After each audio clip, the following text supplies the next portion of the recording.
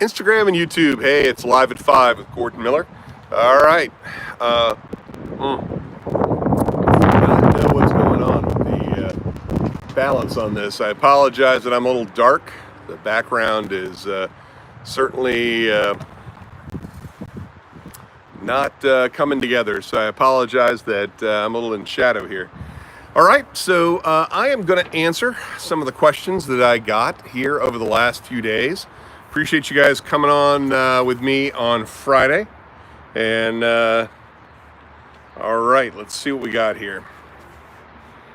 I'm going to go over the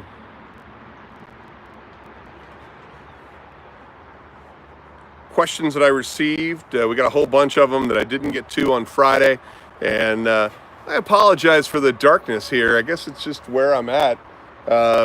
It's same time, 5 o'clock in my backyard, but for some reason it's already the sun's already over the house here. So, all right, so we're going to go over the various questions that were submitted, and let me go ahead and grab a cigar here. I first wanted to say that for everybody who is joining on Instagram or YouTube, that all of these are being saved to either my Instagram story or to YouTube to be stored on my YouTube channel, which is youtube.com/Gordon Miller. And 10 p.m. in the UK. I know. I appreciate that, guys. Feeling very lazy in building my startup. Lazy in bed. How do I motivate myself? You know what? Well, first of all, your name is Singh, so I assume you're part of the Sikh religion. So I don't think slothfulness is well accepted in the Sikh religion. So. And I apologize for the light here. I don't get this. I don't know why it's not balancing, but, this is a little annoying. So I hope it doesn't get too annoying. Treat it like a podcast if it does. So, and I'll move outside to the front porch, for Wednesday and Friday, or do it inside. This is kind of annoying. So.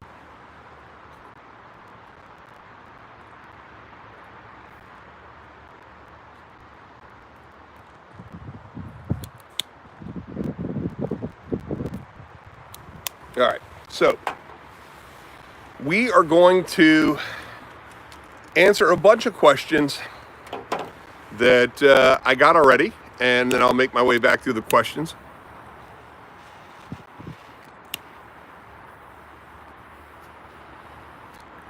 You can post questions at any time on Instagram at gordon.miller, and they will come to me. And so again, I apologize for the dark thing. It won't balance for whatever reason. So it's kind of crazy. So, all right. So let's get right to our questions, and I will come back and get the ones from that you guys are asking. Okay. So. Here's question number 1. Paying $50K in tuition for this fall. I do believe that it's the personal relationships, contacts, and quality of people that set a university apart. And I don't think paying $50K for online classes is the right move. Should I take a gap year? So right now, I know that a number of people are currently still in lockdown. It was nice seeing Italy open up earlier today. I understand the United States is opening up now.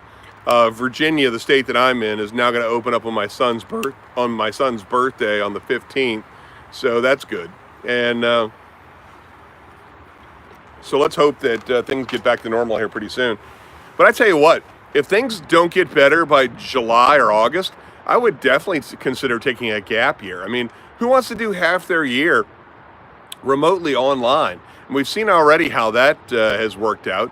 I mean, that's horrible. I mean, nobody wants that. That's just ridiculous.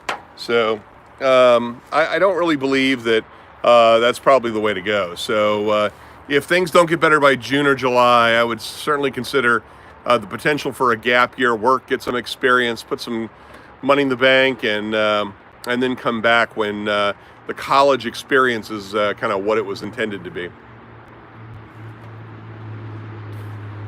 Here, see if I can rotate this in another direction to have this make more sense. All right. Nope. Still no good. Nice. All right.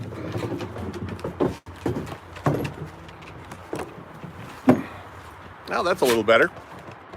All right. Nice. All right, here. Let me get my stuff.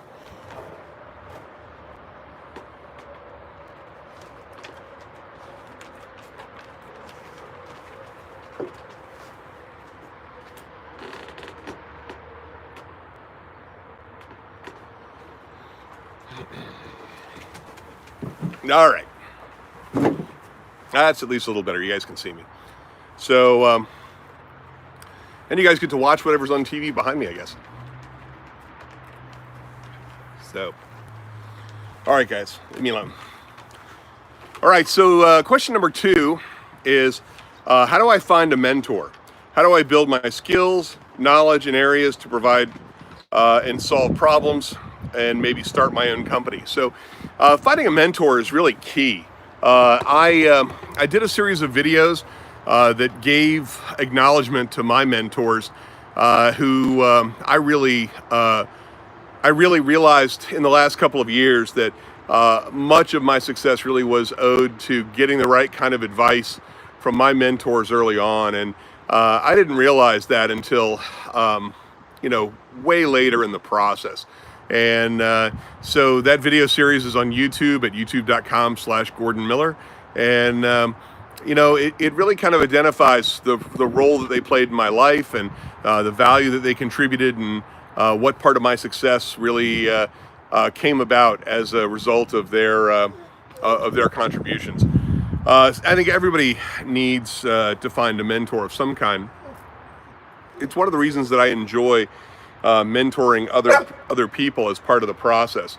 So it's been one of the most important parts of the process for me, and so I think that it's important just in general, and I think that you can find them often either online or you can find them in various other places. I mean, Quora has been a good example. Lots of really good people. I mean, I think if you approach people that you think have some real value to bring and ask if they would mentor you.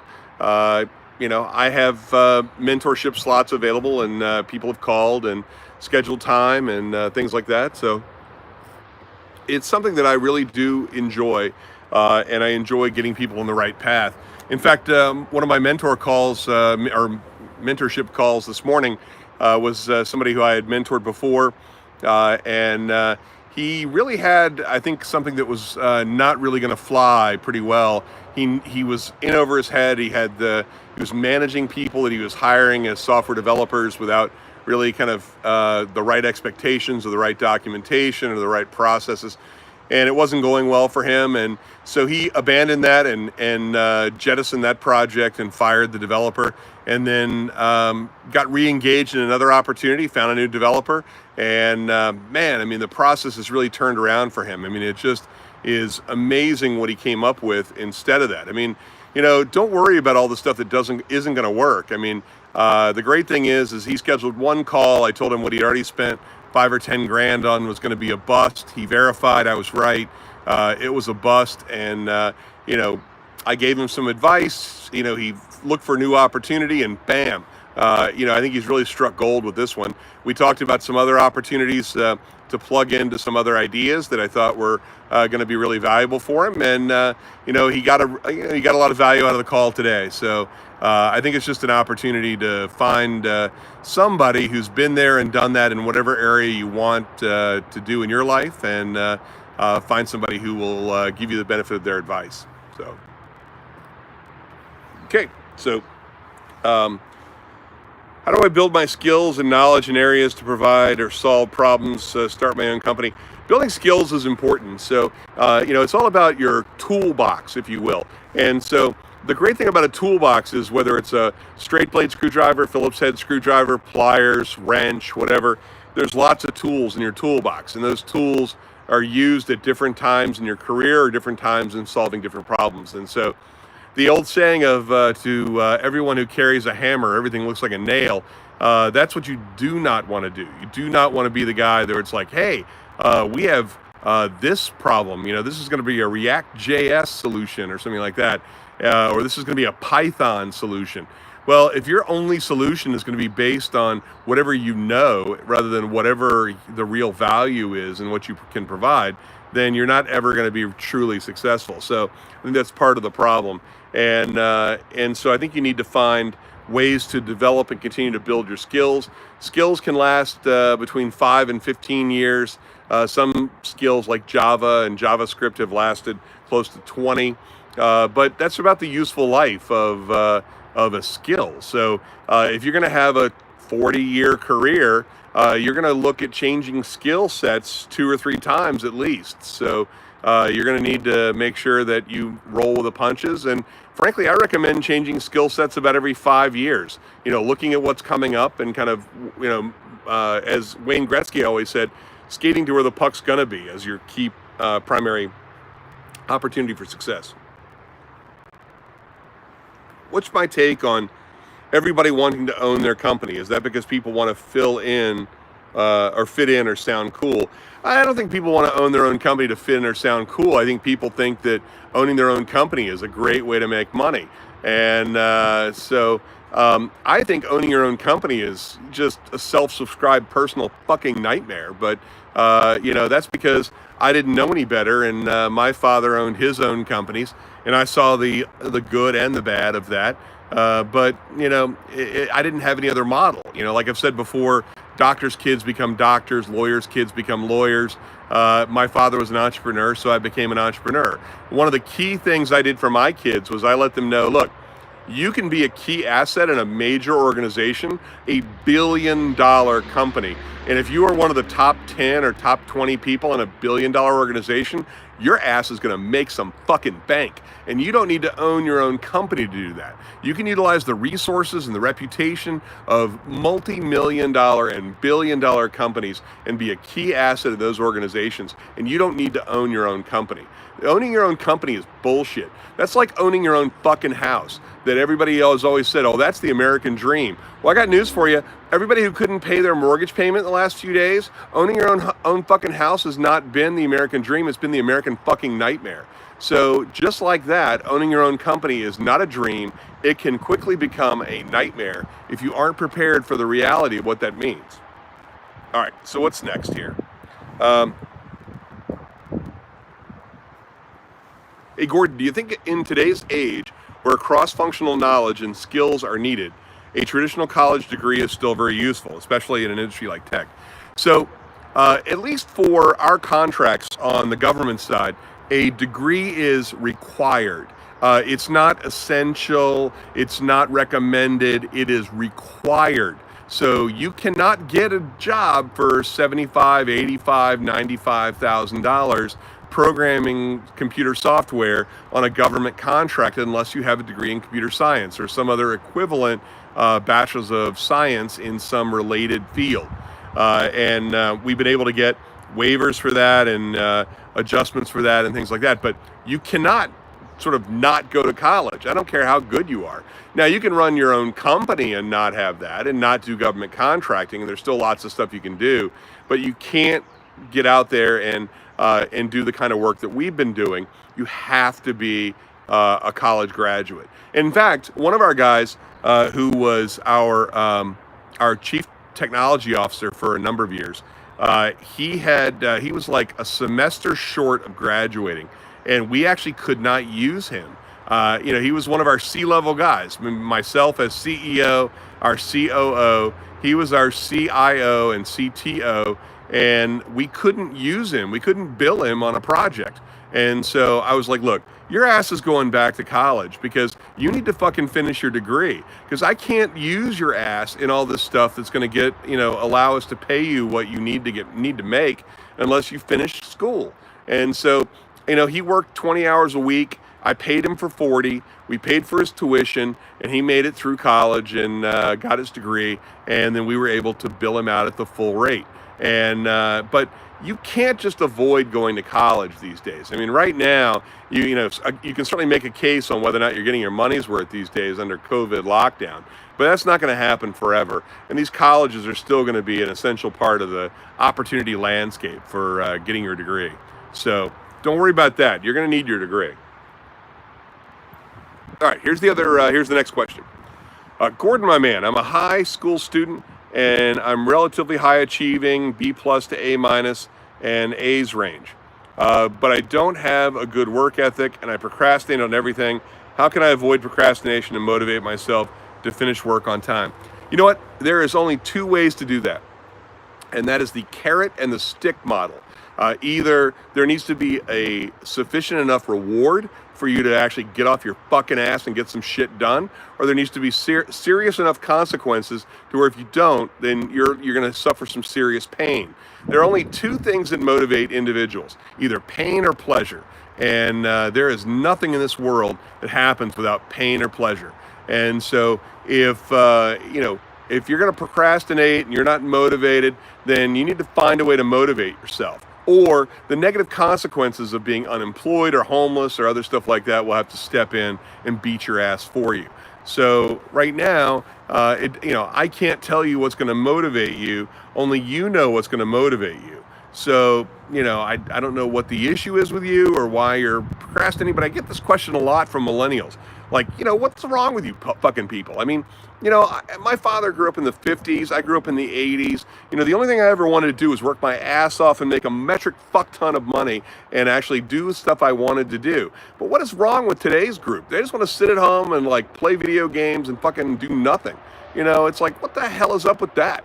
I mean, get off your ass and get some shit done. Get your life started. God damn. I mean, what is wrong with the procrastination? I don't get that. So anyway, all right. So best ways to start up a business, business models. I don't actually know. I don't have an answer for this. So it's certainly not drop shipping or all the other stuff that's run its course. You're not going to magically find an answer in some past strategy that's proven to be marginally useful. I mean, all that stuff is kind of played out by now. Right now, I follow the Guy Kawasaki model for the cash flow matrix, and that's going from being an employee to being self-employed, which is basically creating a job for yourself. You own your own job, to being an actual business owner where you employ other people that work for you, that make money for you, and then eventually to an investor which invests in other businesses. So that's one of those kind of things that that you can follow. It was a huge wake-up call for me for the Rich Dad Poor Dad book, where I was first introduced to the quadrant model, and it was a huge thing. So, all right, let's see what we got for questions here. Hang on a second. Gordon, just a small question for your live session. I have very low self-esteem. Do you have any suggestions to help myself? So, this is another thing along with the procrastination and low motivation is low self-esteem. And I actually, after my Friday session went so well and you guys were so supportive of my wife joining my session, I actually asked my wife about this weekend because I had a chance to post these questions. And one of the things that I absolutely do not understand about this generation is rant on millennials. I love that. So thanks, Stefan. I appreciate that. So, but, I don't understand. I mean, I get it that, like my father was, grew up in the 1950s. And, his thing was, he, I don't think my father ever told me he loved me until maybe about 6 months before he died. And when he said it first without saying it in response to me, I think I almost had a heart attack. I mean, it was one of those things where it's like, oh shit. I thought at the time, it's like, damn, he must be dying. I didn't realize at the time he probably was, or probably knew he was. So, it was one of those kind of things that it's like, okay, thanks. I appreciate that. But I got news for you. All of the millennials out there who your parents didn't tell you you're intelligent or you're beautiful or you're smart or you're enthusiastic. What the hell is wrong with today's parents? I get the fact that your parents may not have been that for you, and I get that you have two choices. You can either not be that for your kids, or you can be that for your kids that you always wished you had. And after talking with my wife about it, it's like, we've told our kids, or we try to tell our kids every day, we love them, we think they're amazing, they're smart. I mean, my wife and I are both smart. I'm reasonably attractive. My wife is incredibly beautiful. But, I mean, the kids thankfully take after her. So, but, the reality is, it's like, goddamn. I mean, I can't believe nobody told you guys, are exceptional. I mean, come on. I mean, that drives me crazy. The people that have attempted suicide or have cut themselves or suffering from low self-esteem, that are beautiful, amazing, smart people. It drives me crazy. It's like the worst form of child abuse. It drives me insane. So for all of you people whose parents didn't tell you, I've had people tell me, hey, you're the father I never had and things like that. You know what? I'm going to adopt all of you right now. All 258,000 of you that follow me on Quora, all the rest of you out there, everybody who had a father or a mother who never gave them a hug or never told them they were amazing. You know what? You guys are amazing. You guys are incredible. You guys have so much that my generation never had. And my generation, had to admit that we had stuff that our parents never had. And that's the way it should be. But you know what? The reality is, it's like, look, I love you guys. I think you guys are amazing. Why do you think I spend so much of my time dealing with entrepreneurs from the age of 19 to 29? It's because you guys are amazing. And the problem is that nobody ever told you you were amazing. Nobody ever told you you were smart and creative and innovative and intelligent and everything else. Nobody ever told you that. And that's child abuse. You guys are something else. You guys are incredible. And so I love working with you guys because you guys are something else. Thank you so much. I mean, I love that, and I'm so sorry that everybody feels like they don't measure up and they're not smart enough or they're not beautiful enough or they're not thin enough or they're too fat or they're whatever. You know what? So what? Just you are the best you can be, and be you. I mean, just be authentic, be you.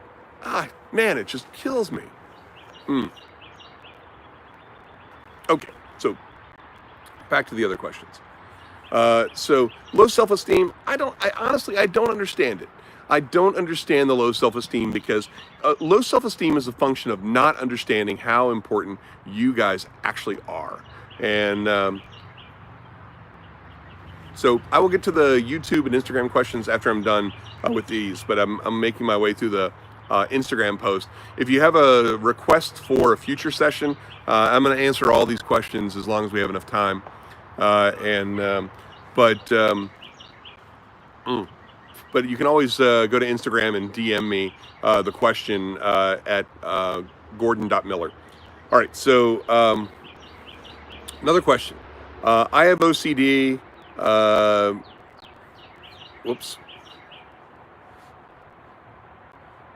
So somebody asked about my experience with OCD, and I posted my OCD test and things like that. And I got some additional questions about my OCD. You know what? I have obsessive compulsive disorder. I have ADD. It stems from my learning disability, which is based on my father's dyslexia. My OCD is, and then I posted a number of things on Instagram about the OCD condition and what it defines it and things like that. Obsessive compulsive disorder has, an overwhelming desire for symmetry, a bunch of other stuff like that that is part of it. There's several different components, and you can check out Instagram for more of that. It's something that I have turned into my superpower, because my focus is on interface design. My interface designs are very tightly designed. They're very functional. They're highly vetted. We test everything.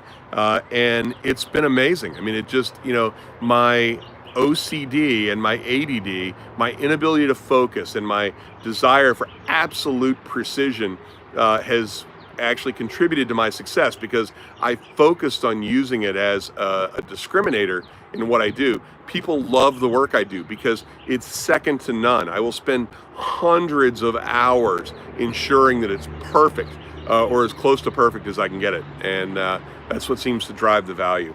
So, okay, so question is, based from your experience, what are good ways to get passive income and what do you recommend when starting in real estate based from your experience? Well, right now, you're not getting any passive income from real estate. I got news for you because nobody's paying their rent and nobody's paying their mortgage. And while the government is supposedly stepping in to help protect you from evicting anybody, good luck on applying to all those programs. I mean, this is all bullshit. I mean, good luck. I mean, I understand that these loans are out there and their stuff is going in. They just approved another $350 billion on what 2 or 3 days ago, and they're already giving up $175 billion. So they burned through half of that $350 billion in like 3 days. So good luck if you're not going to get out there and get it done by Thursday or Friday. So I think it's ridiculous. I mean, it's just, and I can't believe they're talking about like the next phase of this. I definitely would not buy real estate right now. One of the questions I got from Instagram was, what stocks do you recommend right now? Frankly, honestly, any stock. You could pretty much buy any stock and it's going to go back up. I mean, it's gone down in the last several months or the last 2 or 3 months at least. And almost any stock is going to go back up. So in terms of stock performance, I had recommended Marathon Oil, MRO, which as you can see from the chart here, has been an unfucking believable investment. So it's gone from under 350 or so, or around 350 to over $6 and 31 cents. So it's almost doubled in like literally 1 month. So in the 1 month since I recommended this stock, it has absolutely gone out of control. And you have to do the fundamental analysis. You have to search on what that's like. I don't know if it's still worth buying Marathon Oil or not. All I'm saying is you can buy pretty much any stock. Levi Strauss, a bunch of others look like they're poised to go back up. But pretty much any major stock is going to recover at some point. Airline stocks, luxury brands like Ralph Lauren, things like that. Those things will come back. So don't worry about that. If you were to start a business in Ghana, what business will you start here? What advice do you have for young Africans on starting their own business and working for companies? So I've said that I've had my problems with the way business is done in India and in Africa and in the countries of Africa. I know Africa's not a fucking country. I know it's a continent and there's dozens of countries in Africa. But when I talk about parts of Asia like India and Africa, I'm talking about as a whole. Africa itself offers, I think, some amazing opportunities. I think Ghana is actually one of the most potentially viable regions. Ghana and Nigeria were both original British Crown of the Realm possessions. They have a lot of infrastructure and other opportunities that are there. I think Ghana is way ahead of Nigeria in a couple of ways. I have some friends in Ghana, actually, so have their own radio shows and stuff like that. And we actually hope to be doing some entrepreneurial stuff with the folks in Ghana here shortly. I'm impressed by how it's coming along, and I think that I'd like to see Ghana continue to develop. And if there's an opportunity for me to contribute to that, then I'll certainly do that as well. I don't know the African or the Indian market well enough to be able to give a lot of advice. And I've had a lot of requests for, what specific advice do you have for Indian entrepreneurs? Unfortunately, I don't know the Indian market well enough, and I apologize. It's my own lack of specific domain knowledge, and I'm not going to tell you anything I actually don't know. Okay, so let's see what else we got here. And it's funny too. So, whoops. So this was my blood pressure reading the other day at 123/62. So I love that. That was on the 1st. So that was either Friday or something like that. But 123/62. Again, I'm like the healthiest fat guy there is on the planet. So it's all good. Gordon, loved your animated talk. Your carefree attitude was infectious. Popping out of the screen, I'd like you to talk more about OCD in detail on your next Instagram. So I talked some about that before. Unfortunately, it's little things for me, and so it just is. I have everything on my desk is laid out very precisely. Things are organized very precisely. Things are symmetrical. Like the table that's behind me on my deck is centered in the middle of the deck, and everything's centered and organized. It's just, if things are out of place, it drives me crazy. So it's something. So I have a question. I'd really appreciate it if you could answer in your live video. If you only save 20K a year, what's the best ways to invest this money and be able to have passive income? So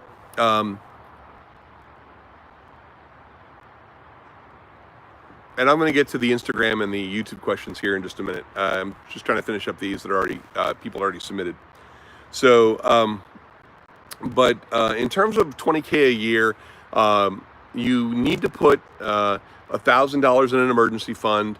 You need to pay off your debt first, and then and this is all Dave Ramsey debt snowball kind of stuff.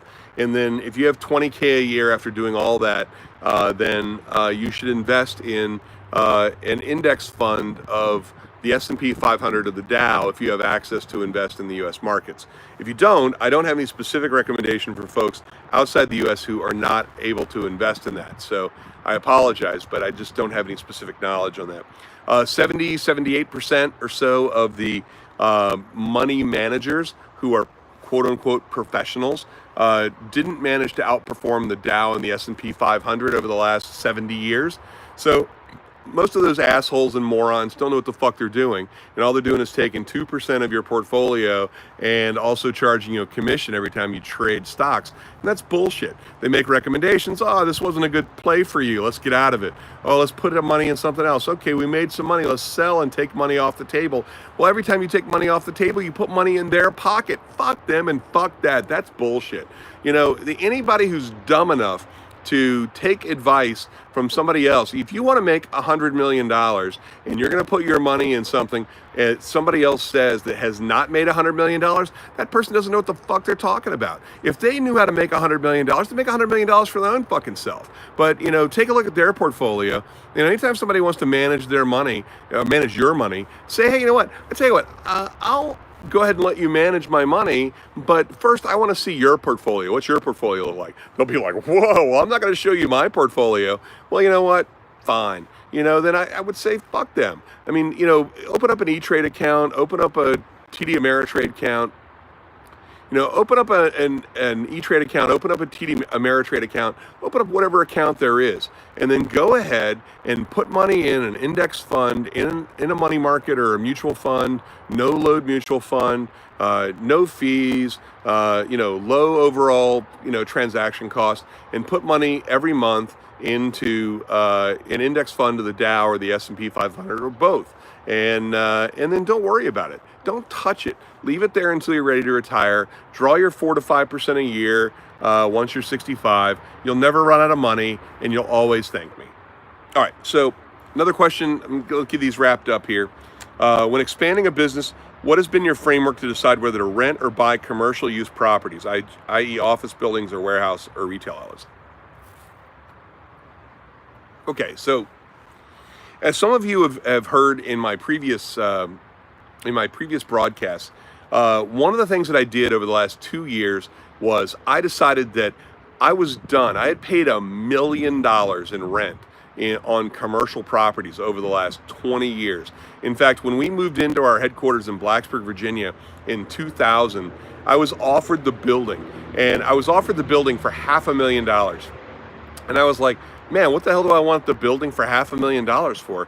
And they were like, well, people will pay you rent. And I'm like, yeah, okay, well, I'm not interested. I mean, I couldn't own the land. I wouldn't own it. I would own the building and the rights, but I wouldn't own anything else. And so first of all, that was a mistake because I ended up having the same space for about 18 years. And I ended up paying close to $1 million in rent total. And I was like, so I could have owned the entire fucking building for $500,000, or I could have paid rent for the next 18 years and paid them $1 million. Well, that was stupid, so I probably should have done that. But most people don't stay where they're at for 18 years. And so renting is horrible. I mean, we started looking at everybody working remotely about 2 years ago. And thank God, because during the pandemic now, everybody's already used to working remotely, so everybody continued working remotely. Everybody else who needed to go to an office, all you people were screwed. So, I hate real estate of any kind. I hate the house I live in, but I got to live somewhere. I hate other rental properties because, like right now, nobody's paying their rent. I hate commercial real estate because nobody's going to the office. Nobody's going to be paying that rent. So, it's just a nightmare. Why the hell would anybody want to own real estate? Tie up a huge amount of money. Nobody pays their fucking rent. It's horrible. So, the next question is on relationship advice, actually. It says, what do you do to get over the fact that your significant other is in love with somebody else? Well, first of all, you can't control who loves you and who somebody else loves. So, you just have to get over it. The reality is it's not going to happen. And the great thing about it is that, when my girlfriend left me on my birthday in November of 1997, I was all hurt and crushed. And I was like, oh my God, we dated for 2 years. We were talking about getting married. Oh my God, I can't believe that she left. I'll never find somebody else. Boo hoo. Well, you know what? 4 months later, I met my wife that I've been married to for 22 years, or we've been together 22 years, been married 21. So just get the fuck over it. Cut the bitch loose and don't worry about it and realize that, that shit just isn't meant to be. If you're going to stress over trying to be with somebody who doesn't want to be with you, just get the fuck over it. It's ridiculous. It's a huge waste of time. So, living well is the best revenge. Getting out of one relationship and getting into another is really the best way to go. So, all right. So, do take it or leave it offers after several back and forth exchanges work, or does the receiving end more than not take it as an insult when you present an ultimatum? So the question is kind of awkwardly worded, but so in negotiations, if you are going to give an ultimatum, or it's like my best and final offer, you need to be prepared to walk away. If you like say, well, this is my best and final offer, and then they come back with something else, and then you come back with something else, that obviously was not your best and final offer. You have to be prepared to walk away. I don't believe in going back and forth. It damages your credibility. Clearly, you're already emotionally invested in this, or you wouldn't keep going. So, why the fuck would you destroy your credibility by saying, well, this is my best and final offer. I'm going to buy this house for $600,000. And they're like, well, how about $650,000? And you're like, well, I don't know, how about $635,000? Are you kidding me? I thought $600,000 was your best and final offer. Of course they're going to keep going. They already know you want it. At that point, they're going to be like, well, how about $650,000? There's no reason for them to come off their number. And either you want it or they want it to happen more. And so It makes no sense. You jeopardize all of your credibility by going back and forth like that. So don't go back and forth like that. I mean, be reasonable. I have actually overpaid for almost every house except maybe this one, where in prior situations, they want $900,000 for the house, and I'm like, you know what? I'll give you 925. And we had this discussion with my wife, and at the time, and she's like, "Why the hell are you going to pay 25,000 more for the house?" I'm like, "Because we're going to make more in the long run, and I don't want to bid against a whole bunch of other people. I want to shut this down right now. I know this house is going to be worth 1.2 or 1.3 million dollars, and the $25,000 that I had to give up to make sure we make that 1.2 or 1.3 million doesn't matter." So, stop being so obsessed about what the number is. Just get the fucking deal done. Do whatever it takes to get the deal done. That's all that matters. So, one of the questions I got was, can someone in Ghana who is not a U.S. citizen, are they able to buy stocks in the U.S.? I actually don't know that answer. I'm not a stockbroker. I don't have any, I don't sell securities, licensed or otherwise. And so I don't have any specific knowledge on that. So I apologize that I don't know what the answer to that is. So, all right, hang on a second. I have no table, so. All right. Now let's look at our questions here. Since the YouTube questions were so good last time, I'm going to take YouTube first. Let's take a look at what the questions are. We got about 40 minutes in. I got all my questions done. You look perfect. Please don't worry about the background light. Well, thank you very much. Well, I still worried about it, and I'm glad I changed because, at least you guys can see me better now. Although that may not be an advantage in some cases. So, let's see here. Love your work on Quora. What's my funniest story? I don't know, Mark. My funniest story, I don't know. I don't have a funny story necessarily. I'll think about that. Get up early and job, gets the blood flowing, won't feel. So that's back to Singh's question. So first of all, Don, so thanks for that. I appreciate that. So first of all, the Sikh religion is one that I have an enormous amount of respect for. And anybody with the last name Singh, although Singh was your middle name. I believe that the Sikh religion recommends you get up at 5 a.m. And there's a reason for that. If you get up at 5 a.m. long before everybody else does, get your stuff organized, get focused, get motivated, and get organized, you have a much better chance by 8 or 9 o'clock in getting stuff done that other people can't get done or won't get done. And when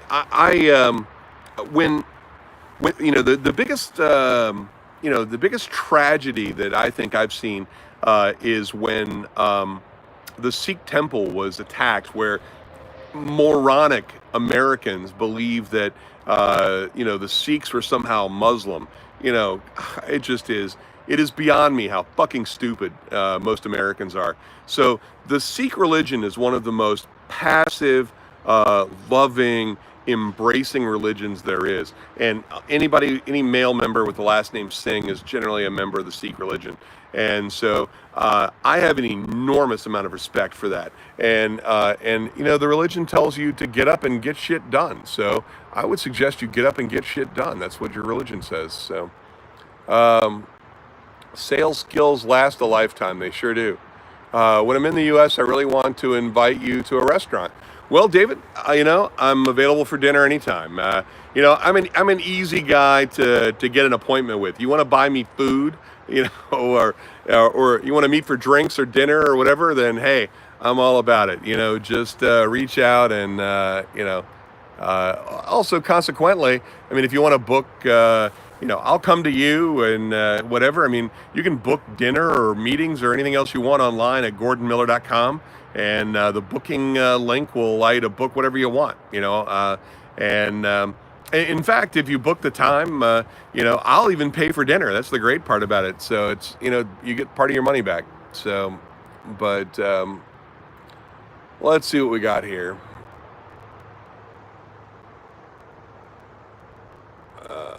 Let's see. What is your mindset in business?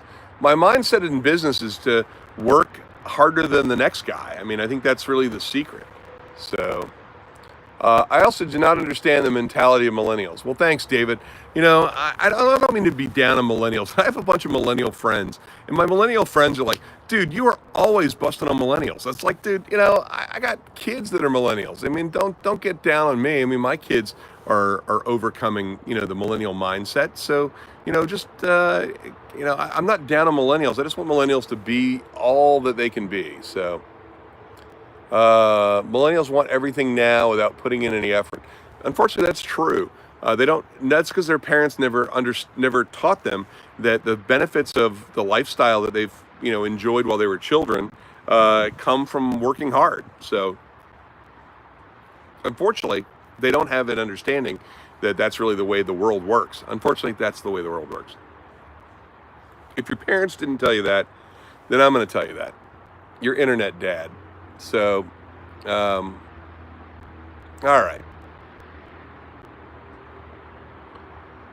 What did you learn about yourself when you had kids? You know what? I tell you what, Javier. So, fuck. All right. So, what I learned about myself. So I was an arrogant asshole when my wife met me, and I was a control freak. I was OCD, and I tell you what, there was one time, the first time that I was dressed up in my $2,000 custom-made suit with my $400 custom-made shirt and everything else, and I went to go change my son, and he pees all over me. So I'm usually skilled at making sure I don't get hit, but I was like, damn, ruin the suit, ruin the shirt. I'm running late. I'm trying to change the kids to help my wife, and damn if I don't get pissed on from top to bottom. And it was that moment, and I thank my son for this. He doesn't listen to any of my shit, so he won't hear any of this. But I tell you what, it was that moment where I realized, you know what? Once you have kids, you do not control anything. You are in control of fucking nothing. And, you have somebody that depends on you completely for eating and for getting changed and things like that. And I was like, damn, you know what? You don't have any control over anything. And so I adjusted my understanding of the way the world works. And I realized, you know what? If you do the best you can do under any circumstances, under the best of circumstances, under the worst of circumstances, whatever it is, that is what you can expect to do, and that's it. And it was a great lesson to learn, and you know what? I have become a much better person since having kids. I realized I'm in control of absolutely nothing, and it's just the way the world works, And so because of that, I could burst into flames on this porch right now on live video, and it not only would it not surprise me, it wouldn't affect my outlook on life because I don't think that I'm in control of anything. And so I think people have a misguided sense of what they're in control of. So let's see here. All right, let's keep going on YouTube. These are good questions. I like you guys for following me here. So,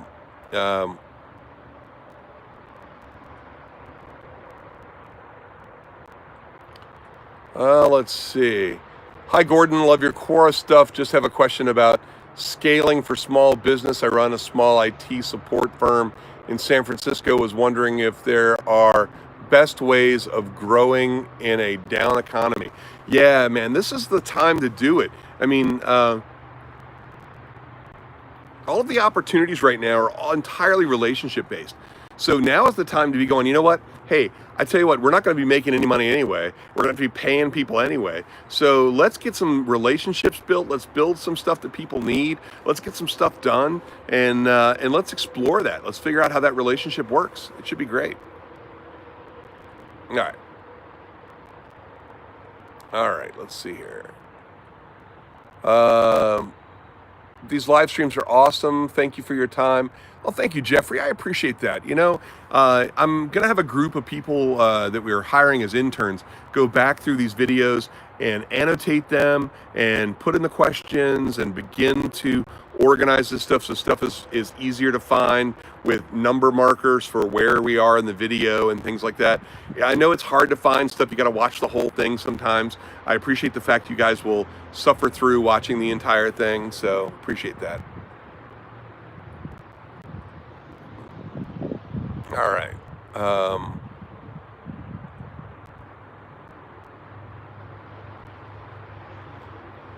All right. What about Tunisia? Do you know the small country? I know Tunisia. I don't know anything about the businesses there, though. My products ship from China, but due to the virus, shipment is really slow and expensive. How do I deal with this? You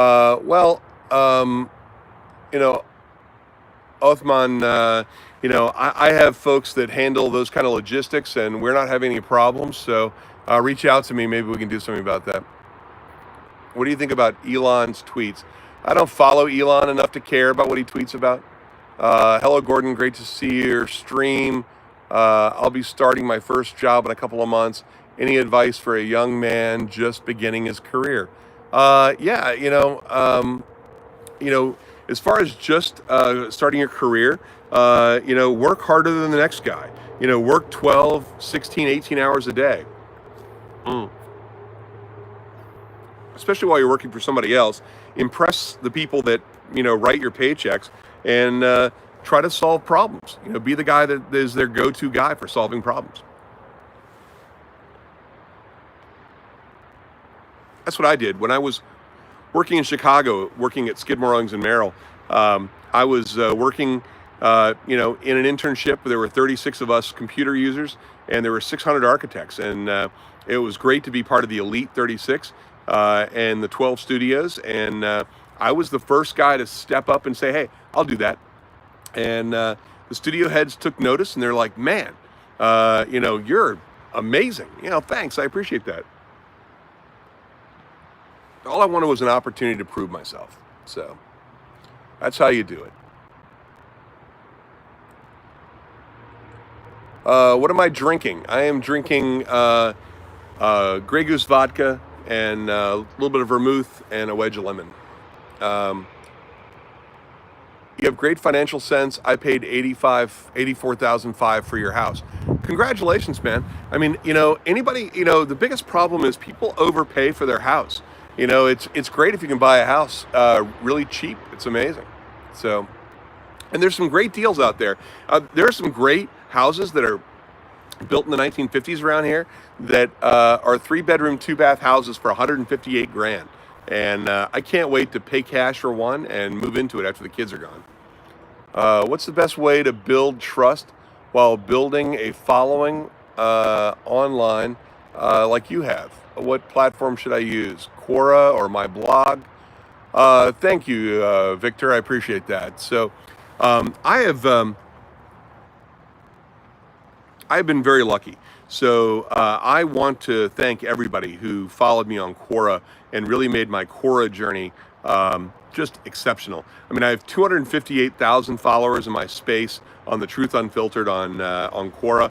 I've had 138 million views or more. My view counter is stuck now. So, I mean, it doesn't go any higher, hasn't gone anywhere in the last 4 months, and I get 1 million views a week. So I'm sure I'm probably closer to 200 million views by now, but Quora won't give me the satisfaction of knowing whatever that is. So, I recommend, I have a strategy, which I may actually turn into something that people can consume.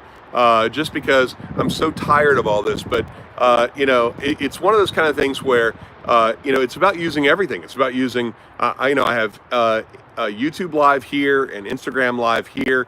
There's no high production value. It's just high content quality. That's what I focus on. I'm not Graham Stephan using, a $6,000 camera and spending dozens of hours editing each video. I'm not going to do that. I'm providing as much value as I can with as little effort or logistics as possible. I'm not exposing you to any ads. I'm not monetizing anything that way. It's just not the right strategy. Everybody who's like, well, I made $1.1 million on YouTube. Well, good for you. I made $500,000 selling my course. Well, good for you. But you know what? That's just not the experience that I want people to have. I want to be accessible. I want people to be able to get access to the content. You are not watching any ads right now. I am not selling you a book. I'm not selling you a course. I'm not selling you a motherfucking thing except the answers that you're looking for, that people submit, that people can get the answers that they want. And that's all I'm asking. That's all I'm offering. All right, let's see what we got here. I'm gonna go to YouTube or Instagram real quick. I have about 5 minutes left before Instagram's gonna cut me off. So I'll see if we can. And you guys from Instagram can actually move over to YouTube if you want. I'll go a little bit longer. And awesome advice for parents. Thanks. Investments. Love your Quora stuff. Was wondering what you think about investing in cannabis. Cannabis is dead. I mean, industrial hemp and cannabis is just definitely not the place to be right now. Love the live Q&As, by the way. They're awesome. Thank you so much, Frank. I appreciate that. Would you invest in stocks or small business with no say over the business? I don't agree with investing in any business you don't have any kind of input over, especially if you have limited capital. That doesn't make any sense at all. What about building a universal investment advisory led by you? Yeah, well, I'm happy to participate in whatever you guys might have. Just let me know. Hey, Gordon, thank you for time. I was thinking, are you thinking about investing in Africa, Ghana, Nigeria, car washing market, since things are done by hand? The spare parts and car washing stuff is kind of spent. It's not really what I'm looking for. Fatherhood, will you do that? Fatherhood will do that to you. Yep. Just came to say I love your Quora answers. They've been tremendously insightful. Thank you very much. Is there a secret to being productive and not procrastinating? No, it's just about discipline. So that's really it. You have to be disciplined. If you aren't disciplined, you aren't going to be successful. There's just no two ways about that. So there's about 3 minutes left on Instagram. So it'll cut out here. I'm going to go back to YouTube and get the rest of the questions. The YouTube questions are amazing. I love you guys. Thank you so much for the great questions. Let's see here. Christopher says I'm going to book a call for the week of the 18th if I'm available. Yeah, Christopher, I'm available. Just go on gordonmiller.com/book-online and you can book your time. I look forward to the call. Is this a good time to start media or content production companies since people are looking? No, I don't think so. I think people are low production value, high content value right now. What's the millennial mindset? The millennial mindset is do as little as necessary to make as much as possible. So working hard to give you success working hard will give you success is a myth. Well, I don't know about that, holy cow. Hey, Gordon, having a serious problem. I'm a heavy procrastinator watching YouTube every day, all day. How do I heal? Well, why don't you get off your fucking ass and do something reasonable? A lot of the content on YouTube is bullshit, including my own. So you learn a lot more by doing than listening. So why don't you get off your ass and do something? Do you believe doing insufferable work you don't enjoy is ever worth the paycheck exit opportunities? Yeah, well, there's part of that is so we got a minute left on Instagram, so I'm going to finish up this question. So I ran international logistics and shipping and receiving for my father's company in my final year in high school, 4 years of college, and my gap year between college and grad school, and I worked my ass off in a dusty warehouse, working around industrial chemicals that I didn't enjoy. But you know what? I was making $38,000 a year, which is the equivalent of about $85,000 a year in today's money, and I had money to do whatever the fuck I wanted to do. So while I hated what I did, it paid the bills and then some. And I used that money to pay for grad school and to create other opportunities that I had along the way that I would not have had if I hadn't worked my ass off to do it.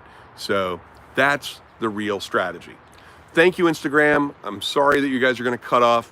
Instagram only gives me an hour. Head over to YouTube, and there you go. All right. So let me grab a lighter real quick.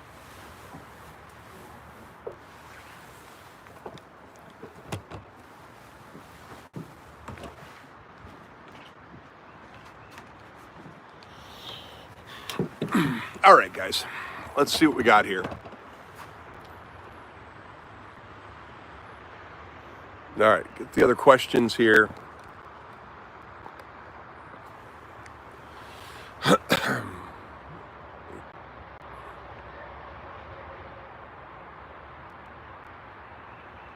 Do you believe in, let's see, no, that's it. Elon tweeted, Tesla stock is too high, in my opinion. In 1 hour, Tesla lost $14 billion, 10% of, yeah, well, Elon Musk is an idiot. So anybody who's going to tank their own stock value has only one thing in mind. And that's an opportunity to buy back the stock that they had, they're purposely tanking the stock so they can go ahead and buy the stock back at a discount.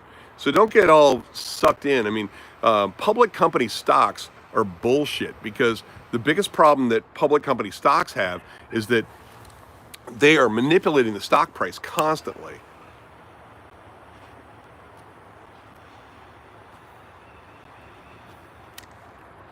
So don't believe that bullshit. Elon is a master at that. All right, let's see what we got here. Quorum moderations are jerks. Yeah, they're nice. Am I taking any supplements for Corona?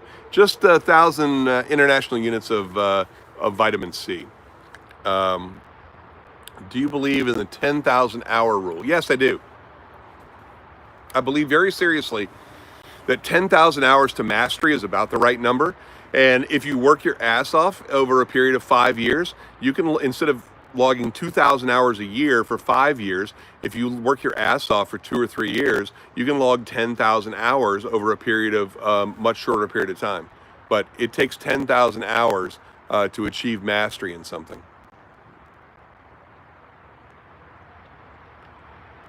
$80-20 rule. Does this rule work on big scale? Yes. Actually, the Pareto principle or the 80-20 rule is my favorite thing. 80% of the value always comes from 20% of whatever you're doing. And my key to success so far has been identifying what is the 80% I should be spending my time on and what is the 20% that is complete bullshit. Or what is the 80% of the stuff I'm doing that is bullshit, that doesn't produce but 20% of the value. So yes, I'm a huge Pareto principle, huge 80-20 rule fan for sure. That is a reality, and definitely the way it goes. All right, let's see what we got here. What percent return is a good rate for you in investment and passive income? I don't know. I mean, it really depends. I mean, I'm not a passive income kind of guy. I'm more of a, equity value, long-term investment kind of guy. So, do I still talk with Ali? Don't see his stuff anymore. How's he doing? I don't know. Ali ghosted me about the same time he ghosted everybody else. So, have I tried Avo cigars? Yeah, Avo's not too bad. I am a huge Cohiba, Red Dot, Black Edition, Gigante, 52 ring gauge kind of guy. It's just my preferred favorite. Love the flavor, things like that. So, How do I become better at marketing and copywriting? If it's a skill that you feel is essential, then for sure it's all about practice. I mean, the 3 years that I spent on Quora so far has made me such a better writer. And and the key to writing is rewriting, and write and edit and write and edit, and it'll be great. So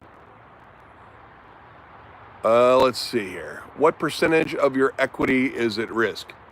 What do you mean? I'm not sure I understand the question. I mean, I own a percentage of equity in different deals, and so uh, you know, um, let's see. How do I become better at marketing and copywriting? Yeah, I know. I saw that question already. Um, all right. Well, that's it for now. Any other questions before I go? I've got another inch or two to go here on my cigar. It's almost dinner time. It's now 10 after 6. So I got to crank up the grill. We're doing burgers, so I got about another 4 minutes. And happy to. What's my favorite cigar? I mean, my favorite cigar is actually True Cohiba, Havanas, Cuban cigars. But right now the Cohiba Red Dot Black Edition Gigante 52 ring gauge is my favorite. So that and the Padron 1964. Got any good consumer psychology tricks? Or I don't know, like what? How do you increase your online sales? Well, part of it's a matter of making sure you understand what problems you're trying to solve and what you want people to do. Most of the sales funnel things are, hopelessly misguided. They drag you on and on and on, trying to get you invested in for 45 minutes and watching the video. That's just horrible stuff. What's been my best investment? Actually, my best investment has really been all the time that I've spent in myself. In reading the 250 books that I read. The 40 books are in 2 videos. I just reposted it to all my followers on Quora. It should be on my blog. If you search on YouTube for Gordon Miller and books, you will find the 2 videos that I recommend. The 40 books everybody should read. Those are the 40 out of the 250 that I got the most value out of.